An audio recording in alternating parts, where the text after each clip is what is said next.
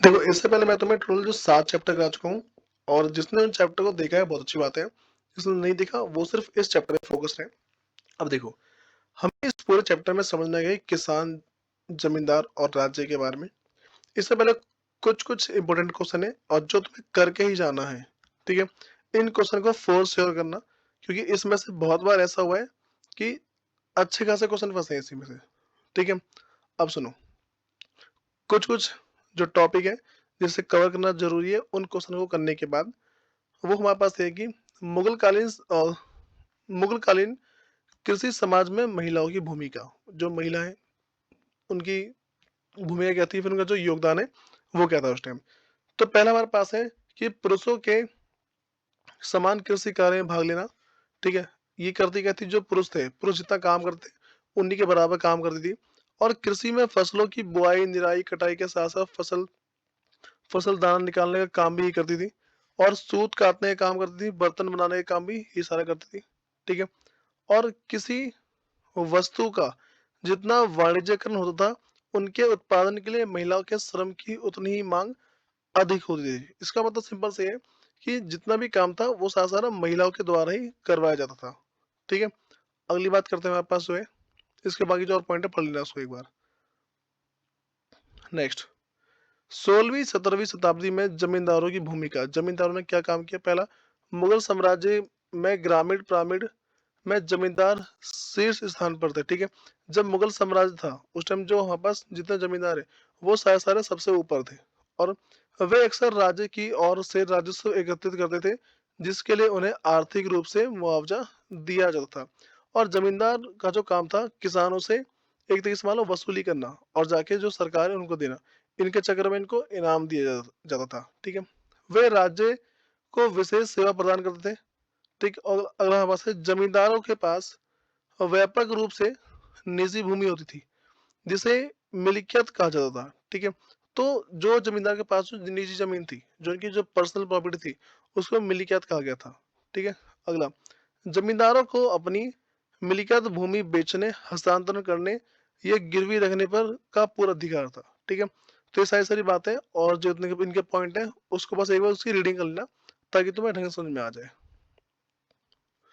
अगली बात, 16वीं 17वीं शताब्दी में मुगल कालीन कृषि समाज में कृषि की प्रमुख विशेषताओं का वर्णन व कृषि विस्तार के लिए उत्तरदायी कारक, ठीक है।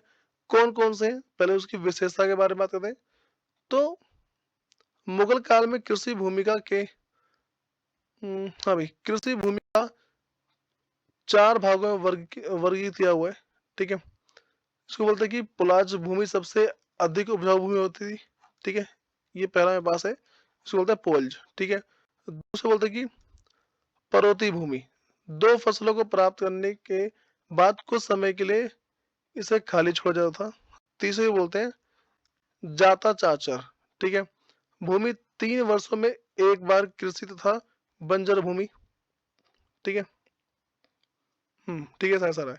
और अगला मेरे पास क्या है, जो चौथा, बंजर भूमि, ठीक है। इसे बोलते हैं कि वर्ष या उससे अधिक समय में एक बार फसल। तो जितने पॉइंट है ना, ये तो मेरे पास था कि मुगल मुगल के टाइम पे जो भी खेती वगैरह है उसको, या फिर जो जमीन है उसको किन 4 भागों में बांटा गया था, ठीक है। इसकी पहली विशेषता है। दूसरा, सर्वोत्तम फसलें, ठीक है। फिर बोलते हैं जिनसे कामिल, ठीक है। ये बोला गया इसके अंदर। तो इसमें क्या देखा गया है कि कपास, दलहन मतलब कि दाल, तिलहन, गन्ना, इन सब के बारे में बात की गई। और अगला, जबती भूमि में पैमाइश और खेती की मूल वास्तविक पैदावार। और कणकुत कण का अर्थ, हम्म, और कूत का अर्थ होता है अंदाजा लगाना, ठीक है। इसमें 2 बातें बता रखी है, बोलते हैं कणकूत, ठीक है। उसका बोलते हैं कण का अर्थ अनाज और कूत का अर्थ होता है अंदाजा लगाना, ठीक है। मतलब अनाज का अंदाजा लगाना कि जो फसल वगैरह है कैसी उगेगी, ठीक है। तो इसके सिर्फ इतने पॉइंट कर लेना ताकि अच्छा खासा क्लियर कर पाओ उसके अंदर ही। अगली बात, कृषि विस्तार के उत्तरदायी कारक। जो कृषि है उसका विस्तार क्यों हुआ, इसके पीछे क्या क्या कारक उत्तरदायी थे? पहला, उच्चतम या फिर उत्तम किस्म के बीजों का प्रयोग करना और उत्तम किस्म की खाद का प्रयोग करना, सिंचाई के संसाधन अच्छे अच्छे होना, ठीक है। और कृषि प्रमुख व्यवसाय, और जो हम कृषि करे थे वो ज्यादातर हम व्यवसाय के लिए करे थे, इसीलिए इसको अच्छा खासा चलाया गया था। और जमींदारों द्वारा कृषि योगदान उपजाऊ भूमि को नियमित रूप से बढ़ाना। और जो जमींदार वगैरह है वो ऐसी जमीन को ज्यादा बढ़ा रहे थे जो काफी ज्यादा उपजाऊ थी। ठीक। तो ये सारे सारे कारण थे। अगली बात करते हैं, इसके दो पॉइंट उसको पढ़ने में से आ जाएगा वाला। नेक्स्ट मेरे पास है कि आईन ए अकबरी एक असाधारण ग्रंथ किस प्रकार है। ठीक है, इसके महत्व के बारे में बात करते हैं। ठीक है, या फिर जिसकी कुछ कुछ जो महत्वपूर्ण जानकारियां हैं, ठीक है, वो कहाँ से प्राप्त हुई थी, जो भी इसके बारे में जानकारी है प्राप्त कहाँ से हुई थी, उसके बारे में बात करते हैं। पहला, यह मुगल कालीन सामाजिक, राजनीतिक, आर्थिक और सांस्कृतिक इतिहास के पुनर्निर्माण का एक बहुमूल्य स्रोत है। ठीक है, ये जो आईन अकबारी मतलब अकबरी, ये जो ग्रंथ है, ठीक, इस ग्रंथ में सारी सारी बातें लिखी हैं। और यह मुगल साम्राज्य की संरचना, संगठन और सेना की आकर्षक झलक देता है। यह कृषि संबंधों का अध्ययन करने के लिए एक महत्वपूर्ण स्रोत है। और जो भी ना पहले के समय में जो भी कृषि से संबंधित जितनी बातें हैं उसके बारे में समझने के लिए बहुत ही अच्छी इसको ग्रंथ, बहुत अच्छा ग्रंथ माना गया इसको। कहते हैं कि यह हम लोगों के व्यवसाय और व्यापार के बारे में जानकारी देता है। यह अदालत, उसके बाद है मनसबदारी व्यवस्था और प्रशासन, राजस्व स्रोत, इन सब के बारे में जानकारी देता है। और इसके जो टोटल 5 भाग है, इनके 5 भाग पढ़ लेना। ठीक है, कि किन किन से क्या क्या बोला गया है। फिर सुनो, अगली बात करते हैं कि आईन अकबरी की सीमाएं। ठीक है, इनकी कमियां क्या थी। आईन अकबरी में बहुत सी त्रुटियों का पता लगता है, बहुत सारी गलत बातों का पता लगता है। और मात्रात्मक आंकड़े उचित प्रतीत नहीं होते, और जिसमें जो आंकड़े दे रखे हैं वो आंकड़े गलत गलत थे। और सभी प्रांतों में एक समान रूप से आंकड़े एकत्र नहीं किए गए थे, और हर एक राज्य से ना ढंग से आंकड़े जमा नहीं किए गए थे। और समृद्ध क्षेत्र की कीमतों और मजदूरी के आंकड़ों अच्छी तरह से वर्णित नहीं किए गए। और जो भी मजदूरी वगैरह के जो आंकड़े थे, जो भी मजदूर लोग थे, फिर मान लो जितने प्रकार के लोग थे, उनके आंकड़े को सही से नहीं दिखाया गया था। इसमें से कुछ तथ्य गायब थे और बहुत सारी बातें गायब थी इसमें से।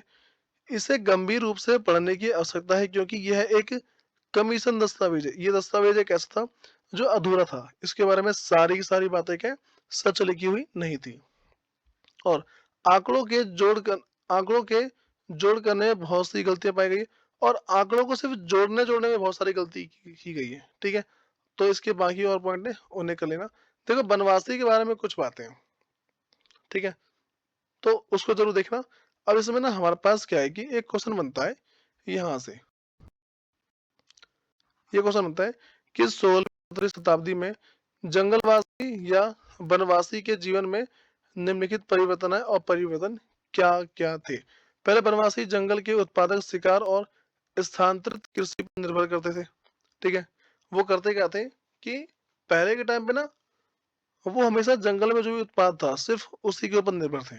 ठीक है, और दूसरी बात, जो भी मौसमी फल वगैरह थे, ठीक है, उन सब के हिसाब से वो सामान, या फिर मान लो कि जो अनाज है उसका उत्पादन करते थे। और जंगल के लोग आमतौर पर हाथी को पकड़कर प्रशिक्षित कर उन्हें राज्य को बेच देते थे। जंगल से हाथी पकड़ा और फिर उसको बेच दिया। ठीक है, और वन उत्पादन जैसे कि शहद, मोम, कीमती लकड़ी, इन सब का उत्पादन करके ये बेचते थे। और गोंद, इसकी मांग बहुत थी। ठीक है, गोंद और लाख विदेशी निर्यात की मुख्य वस्तुएं थी। ठीक है, यहाँ पे क्या है कि गोंद वगैरह के बारे में काफी ज्यादा जो मैंने बहुत सारी बातें बता रखी थी। ठीक है, अगर वस्तु विनिमय पद्धति के माध्यम से वस्तु का आदान प्रदान भी किया जाता। वस्तु विनिमय पद्धति का मतलब क्या है, एक वस्तु के बदले दूसरी वस्तु ले लेना। ठीक है, ये सब भी काफी हद तक चलित में थी वहां पे इस टाइम। अगली बात करते हैं, 16वीं 17वीं शताब्दी में पंचायत की भूमिका क्या थी। तो पहला अच्छा, भूमिका को कार्य बोलते हैं, याद रख के चला। पहला, ग्रामीणों में रोजमर्रा की शिकायत का हल करना और उनके परस्पर विवादों और झगड़ों को निपटारा करना। जो भी छोटे मोटे झगड़े हो रहे हैं, उनको ठीक करना। और ग्रामों में स्वास्थ्य और स्वच्छता का प्रबंध करना। और गांव में जल प्रबंधन की व्यवस्था करना। और प्राथमिक शिक्षा की व्यवस्था करना। और किसी भी प्राकृतिक आपदा जैसे भूकंप, बाढ़, सूखा के समय पंचायत की भूमिका और अधिक महत्वपूर्ण हो जाती। और गांव की रक्षा करना। ठीक, ये सारा सारा काम था पंचायत का। ठीक है, और जाति पंचायत की भूमिका, ठीक है, ये सेम उसी के जैसा है, कुछ बहुत बड़ा रॉकेट साइंस नहीं है इसके अंदर। और एक मौसमी चक्र है, ठीक? ये इतना इम्पोर्टेंट है नहीं। इसमें रबी फसल कौन-कौन सी होती है, ये पढ़ लेना और खरीफ फसल कौन-कौन सी होती है, बस ये पढ़ लेना। रबी फसल और खरीफ फसल पढ़ना, इससे आगे इसके अंदर कुछ नहीं है, ठीक है? अब सुनो, हमारे पास एक अगला टॉपिक है कि मुगल राजकोषीय व्यवस्था के लिए भू राजस्व किस प्रकार महत्वपूर्ण था? ठीक है, मतलब कि जो जो जमीन वगैरह है, उन सब पे टैक्स लेना क्यों महत्वपूर्ण था? भू राजस्व मुसलमानों की, जो मुगल है, ठीक है, मतलब मुसलमान बोला मैंने, मुगल है, ठीक है? तो मुगल की आय का एक महत्वपूर्ण स्रोत था। ये जो मुगल थे, जिन्होंने राज किया हुआ था, उन्हें सबसे ज़्यादा पैसा जो राजस्व है, ठीक है, वहीं से प्राप्त होता था। जो ज़मीन पे जो टैक्स देते हैं ना, भू राजस्व, ठीक, यहीं से प्राप्त होता। दूसरा, संपूर्ण कृषि योग्य भूमि की जुताई को सुनिश्चित करना, और कह रहे हैं संपूर्ण कृषि योग्य भूमि की जुताई को सुनिश्चित करना, और ये देखना कि जब हम खेती वगैरह करेंगे, ठीक है, तो वो सब खेती ढंग से कर भी रहे हैं कि नहीं कर रहे। अगला, दीवान की भूमिका, ठीक है। अच्छा, दीवान, इसको बस डिटेल्स का हेडिंग याद कर लेना। अगला है भू राजस्व व्यवस्था के दो चरण थे। पहला, कर निर्धारण करना और वास्तविक वसूली करना। पहले बताते हैं इतना टैक्स लेंगे, ठीक है, और फिर उसकी वसूली करना। चौथा, अमील गुजार राजस्व वसूली करने वाले अधिकारी की भूमिका, और जमा निर्धारित राशि हासिल करना, ठीक है, और कृषि भूमि का मापन करवाना कि भाई इस खेत पे कितनी खेती हुई है या फिर कितनी खेती नहीं हुई है, ठीक है। अब देखो, मैं हमेशा हर वीडियो में बता रहा हूँ कि तुम्हें सबसे पहले इसको रीड करना है एक बार, ठीक है, इसको, इसकी राइटिंग प्रैक्टिस करनी है, ठीक है, और तीसरा इसको लर्न कर लेना। अगर तुम इन चीजों पर ध्यान देते हो, और जो मैंने इसके स्टार्टिंग में जो भी इंपॉर्टेंट क्वेश्चन है वो बताए, अगर तुम उनको कर लेते हो तो अच्छे खासे मार्क्स तुम्हारे बन जाते हैं। फिर मिलते हैं इसकी नेक्स्ट वीडियो में। धन्यवाद।